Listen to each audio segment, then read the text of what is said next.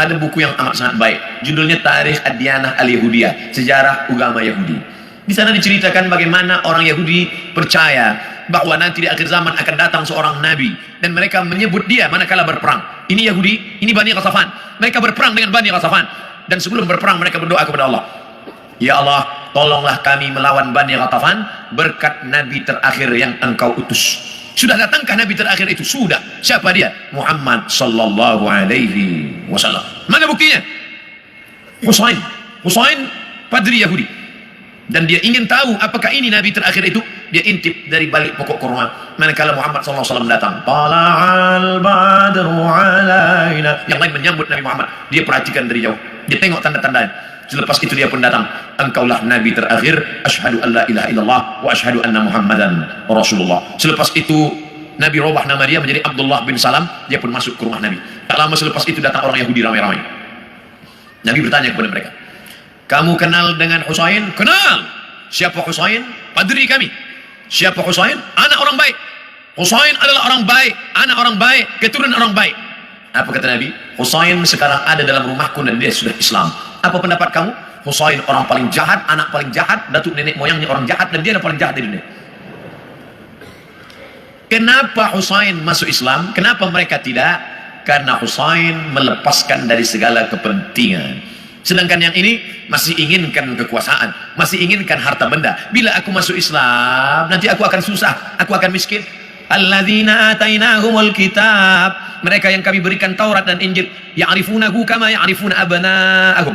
Mereka mengenal Muhammad sallallahu alaihi wasallam sebagaimana mereka mengenal anak kandung mereka sendiri. Nauzubillah, accident, terjadi musibah, hancur muka anak.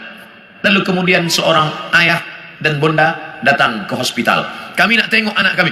Betulkah dia yang kena accident? Nauzubillah. Belum buka wajahnya dah tahu ini anak kami. Dari mana? Dari jari kaki. Buka jari kaki. Ya, ini memang anak saya. Dari mana puan tahu? Dari mana tuan tahu? Ini kaki anak kami. Mereka kenal Muhammad sallallahu alaihi wasallam lebih daripada anak kandung mereka sendiri. Mana bukti? Ketika Nabi Muhammad sallallahu alaihi wasallam dibawa oleh Abu Talib menuju Busra, negeri Syam. Sebelum sampai ke sana, mereka berhenti sejenak. Lalu Bahira keluar. Bahira keluar daripada tempat suci. Bahira seumur hidup tak pernah keluar, dia hanya beribadah saja. Tapi hari itu Bahira datang. Apa kata Bahira? Bertanya kepada Abu Talib, ya rajul, wahai lelaki, siapa anak kecil ini? Kata Abu Talib, ini anakku, hadza ibni. Kata Bahira, kalau betul kitab yang kubaca, ini bukan anakmu, anak ini yatim, ayahnya dah mati sebelum dia lahir. Kenapa? Karena 3 tanda aku tengok, pokok kayu bersujud, batu-batu bersujud, dan ada awan yang dari tadi menaungi dia. Tersenyum Abu Talib, ini memang bukan anakku, ini adalah anak saudaraku. Karena orang biasa berkata anak saudara itu anak kita juga, anak saudara anak kita, rumah saudara rumah kita, tapi bini dia bukan bini kita. Ini siapa? Ini anak saya.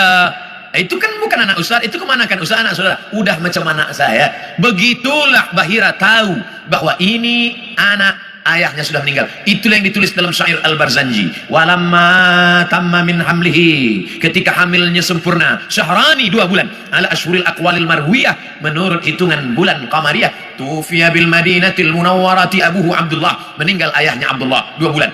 Kenapa mereka tahu? Karena itu tertulis dan dituliskan dalam Al-Quran surat As-Saff, ya'ti mim ba'dismuhu Ahmad, akan datang nabi terakhir nanti dan dia bernama Ahmad. Kenapa yang datang itu Muhammad? Muhammad masyhur di bumi, Ahmad masyhur di antara malaikat. Ahmad dia, Muhammad dia, Toha dia, Yasin dia, Al-Fatih dia, Al-Khatim dia. Al-Fatihu lima ughliq wal khatimu lima sabaq, nasirul haqqi bil haqq, yahdi ila siratikal mustaqim. Dialah Al-Aqib, dialah Al-Hasyir, huwa Ahmad, huwa Muhammad, huwa Toha, huwa Yasin, huwa Khatim, huwa Al-Fatih, huwa Al-Aqib, huwa Al-Hasyir, huwa Al-Hami. 99 ini nama-nama, tapi dia juga adalah Muhammad sallallahu alaihi wasallam. Kenapa mereka tak beriman? Karena mereka berkeyakinan yang datang itu keturunan Ibrahim, tapi dari jalan nasab Ishak. Ibrahim punya anak Ishak, Ishak punya anak Yakub, Yakub nama lain daripada Yakub Israel, maka anak cucu Yakub disebut dengan Bani Israel. Yakub punya anak Yusuf, Yusuf punya saudara lelaki bernama Yahuza, cucu cicit keturunan Yahuza disebut dengan Yahudi. Mereka ingin nabi terakhir itu keturunan Ishak, Yakub, Yahuza. Sedangkan yang lahir terakhir ini Muhammad SAW, anak Abdullah, anak Abdul Muttalib, anak Hashim, anak Abdi Manaf, anak Qusay. Qusay lah yang membina Darun Nadwah di kota Makkah Al-Mukarramah. Cucu-cucu keturunan daripada Adnan, Adnan keturunan daripada Ismail, Ismail anak daripada Ibrahim alaihissalam. Falamma ja'ahum ma arafu, ketika mereka didatangi, ketika datang orang yang mereka kenal itu, kafaru bih, mereka pun kafir dan ingkar. Padahal beza mereka hanya dua simpang saja, satu simpang Ishak, satu simpang Ismail. Mereka tak percaya. Bagaimana dengan kita orang Melayu? Andailah orang Melayu tak nak beriman kecuali dengan Nabi Melayu. Aku tak nak Nabi seorang Arab, ingin Nabi yang Melayu, pakai baju Melayu, pakai songket Melayu. Aku Abdul Somad, saya Abdul Somad, tak pernah mempermasalahkan apakah dia datang dari Arab, apakah dia dari Quraisy. Yang penting aku bersyahadat asyhadu an la ilaha illallah wa asyhadu anna Muhammadan Rasulullah. Islam, makna Islam istislam. Makna istislam al-inqiyad wa ta'ah, patuh dan taat. Datang dia sami'na wa ata'na. Hari ini semua bumi Melayu bersyahadat, semua mengalahkan Egypt, Mesir. Sampai hari ini Mesir masih ada lagi yang tidak Islam, Arab tapi tidak Islam. Jordania Muslim, tapi Irak masih ada lagi Maronit. Mesir masih ada lagi Koptik, tapi kita bumi Melayu, kalau sudah disebut Melayu adalah Islam. Melayu tanpa Islam hilang menya, tinggal layunya saja lagi. Oleh sebab itu kita bangkitkan izzah ini, kita bangkitkan kekuatan kita dengan tidak memusuhi orang lain. Orang Melayu adalah bangsa Muslim yang terbuka untuk segala golongan. Tuan boleh pergi ke Pulau Sumatera, tengok kampung Melayu Delhi, Medan, North Sumatera Utara. Di sana ada nama Kampung Kling, karena ada tempat orang Hindu yang dibawa oleh Inggris masa dulu untuk memetik tembakau. Sampai hari ini masih ada. Di sana pula ada kampung nama Pecinan, tempatnya orang saudara kita daripada Chinese, Tionghoa, masih ada tegak berdiri. Orang Melayu Muslim adalah orang yang menebarkan kedamaian. Wa ma arsalnaka illa rahmatan lil alamin. Terbuka, kita tak pernah memusuhi orang lain. Kamu nak beramal, sila beramal. Wala ana abidun ma'abattum wala antum abidun ma'abud lakum dinukum waliyadin. Kita seperti lebah. Bagaimana lebah? Lebah itu tak pernah makan yang tak baik. Yang dimakan lebah itu hanya manis dari bunga-bunga. Sampai hari ini belum ada lebah guna dadah. Dua, yang keluar daripada lebah pula elok-elok saja, yaitu madu lebah. Kenapa saya minum madu penyakit gula, diabetes saya? Yang salah bukan lebah, tukang jual lebah campur gula. Yang ketiga, bahwa lebah hinggap di ranting, tak ada ranting patah.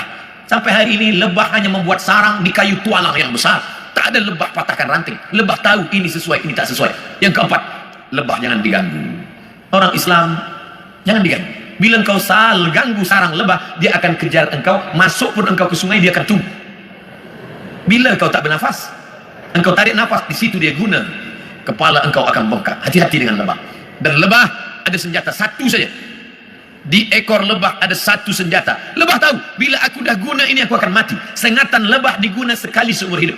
Dan kalau dia sudah pakai, orang akan kena, dia pun akan mati. Bagi lebah, lebih baik berputih tulang daripada berputih mata. Ini tak betul juga, sebab lebah tak bertulang. Bagi lebah, lebih baik mati, tapi mati syahid, ishtariman au mut syahidan. Oleh sebab itu berhati-hati. Mathalul mu'minin kamasalin nahli. Perumpamaan orang-orang beriman seperti lebah. Lebah. Kita gunakan filosofi ini dalam kehidupan kita. Mudah-mudahan kita selamat di awal zaman, selamat pula di akhir zaman.